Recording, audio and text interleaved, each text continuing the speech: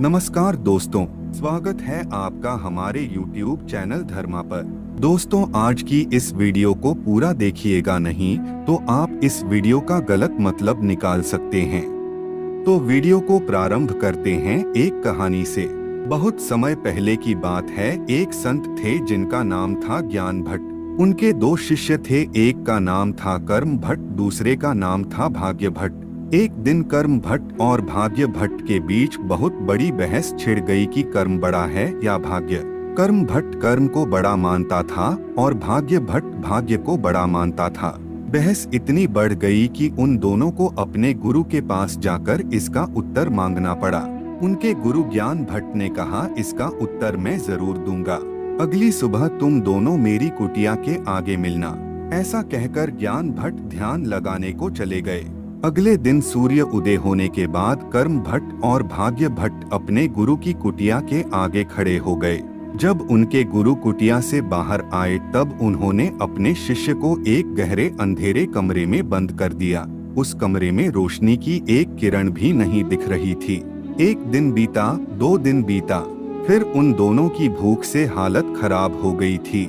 भाग्य भट्ट ने सोचा, जो मेरे भाग्य में लिखा है वह होकर अवश्य रहेगा, उसको तो मैं बदल नहीं सकता, तो मैं राम नाम ही जपता हूँ। ऐसा सोचकर भाग्य भट्ट राम नाम जपने लगता है। मगर कर्म भट्ट को यह मंजूर नहीं था। उसने सोचा, मुझे कर्म करना पड़ेगा, नहीं तो मैं भूखा ही मर जाऊंगा। तो वह खड़ा हो गया और उस अंधेरे कमरे में खाने पीने की चीजें तलाश करने लगा। कभी उसका सर किसी चीज से टकरा जाता था तो कभी उसके पाँव में चोट लग जाती थी, मगर वह थका नहीं, वह हारा नहीं, वह लगातार खोजता रहा। आखिर में उसको एक मटका मिला। जब उसने मटके के अंदर हाथ डाला तो उसको उसके अंदर चने मिले। वह उन चनों को पाकर बहुत खुश हुआ, जैसे उसको अमृत मिल गया हो। फिर वह बैठकर उन चनों को खाने लगा। चना खाते खाते कभी कभी उसके मुंह में कंकड़ आ जाते तो वह उन कंकड़ों को भाग्य भट्ट को दे दिया करता था। अगली सुबह जब उनके गुरु ने अंधेरे कमरे का दरवाजा खोला तब कर्म भट्ट का पेट अच्छे से भरा हुआ था, लेकिन उस बेचारे भाग्य भट्ट का पेट पूरा खाली था। कमरे का दरवाजा खुलने के कारण जब उस कमरे में रोशनी आई तब कर्म भट्ट के होश ही उड़ गए। कर्म भट्ट भाग्य भट्ट को जो कंकड़ समझकर दे रहा था वह कंकड़ नहीं थे, वह सब हीरे थे। इस कहानी से आप क्या सीखे हैं, कमेंट के माध्यम से हमें बताइएगा। इस कहानी का अर्थ हर इंसान के लिए अलग अलग होगा। जैसे एक ही बारिश का पानी सभी पेड़ पौधों में एक साथ गिरता है, फिर भी किसी पेड़ के लाल फूल आते हैं और किसी पेड़ के पीले फूल आते हैं। अब हम बात करते हैं, कर्म बड़ा है या भाग्य। ऐसा है कि कर्म और भाग्य एक दूसरे से संबंधित हैं। दोनों में से कोई छोटा या बड़ा नहीं है। अगर आप अच्छे कर्म नहीं करोगे तो आपका अच्छा भाग्य नहीं बनेगा, और अगर आपका अच्छा भाग्य नहीं होगा तो आप कर्म भी अच्छे से नहीं कर पाओगे।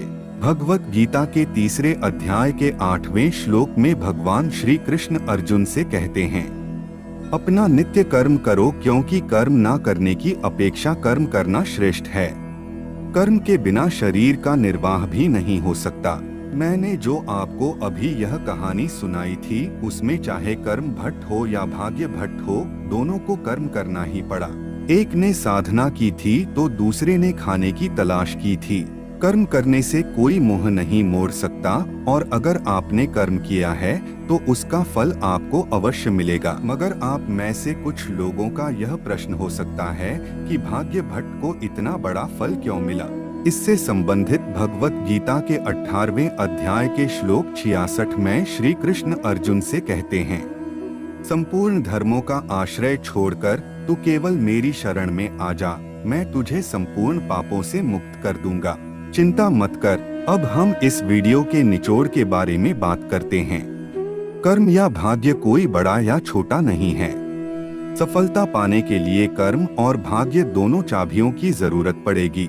जैसे बैंक में जब हम अपना लाकर खोलते हैं तब उसकी एक चाबी हमारे पास रहती है और उस लाकर की एक चाबी बैंक के मैनेजर के पास रहती है। ऐसे ही हमारे पास कर्म की चाबी है और भगवान के पास भाग्य की चाबी है। जब तक यह दोनों चाबियां सफलता के ताले में नहीं जाएंगी तब तक हमें सफलता नहीं मिलेगी। इसलिए हमको कर्म तो करना ही चाहिए और उन सभी कर्मों को भगवान को अर्पित कर देना चाहिए। यही निष्काम कर्मयोग का सिद्धांत भगवत गीता में भगवान श्री कृष्ण हमको देते हैं। अगर आपको यह वीडियो पसंद आई हो तो लाइक कर दीजिए, अपने दोस्तों को शेयर अवश्य कर दीजिएगा और हमारे चैनल को सब्सक्राइब अवश्य कर लीजिएगा। आज के लिए बस इतना ही। मिलते हैं एक नए वीडियो में। तब तक के लिए राम राम।